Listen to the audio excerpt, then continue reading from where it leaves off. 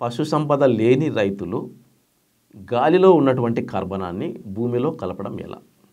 ఇది చేయగలిగితే మీకు పశు సంపద ఉండి మీకు వస్తున్నటువంటి ఎరువు కన్నా ఈ పద్ధతి మీ భూమిలో కర్బన శాతాన్ని విపరీతంగా పెంచుతుంది. ఒక్కటి గుర్తుంచుకోండి, మన నేలలో ఎప్పుడైతే మనం కనీసం 2% కర్బన తీసుకొస్తామో, మన భూమిలో ఉన్నటువంటి కర్బన శాతాన్ని 2 వరకు తీసుకొస్తామో, అప్పుడు నువ్వు ఆడిందే ఆట. నువ్వు ఏ పంటైనా వేయి, అద్భుతమైన దిగుబడి వస్తుంది. దానికి ఎటువంటి రోగాలు ఉండవు, ఎటువంటి సమస్య ఉండదు. అంత మంచిగా తక్కువ న్యూట్రియంట్స్ అందించినా సరే, ఎంత కావాలో అంతే న్యూట్రియంట్స్ అందించినా సరే చాలా ఎక్కువ దిగుబడి వస్తుంది.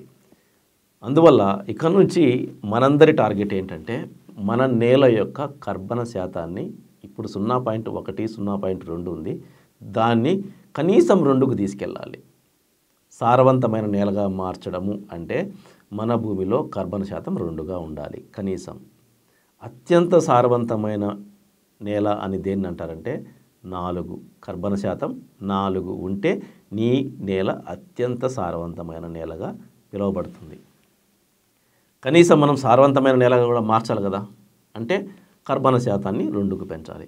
మరి 0.1, 0.2, 0.1, 0.2కు దిగజారిపోయినటువంటి ఈ కర్బన నిలువని భూమిలో మనము 2% పెంచాలి అంటే మనము చాలా సేంద్రియ ఎరువును అప్లై చేయాల్సి ఉంటుంది. మనకేమో పశువులు లేవాయే. మరి ఇటువంటి సందర్భంలో మనము కర్బన శాతాన్ని ఎలా పెంచాలి? అతి తక్కువ ఖర్చుతో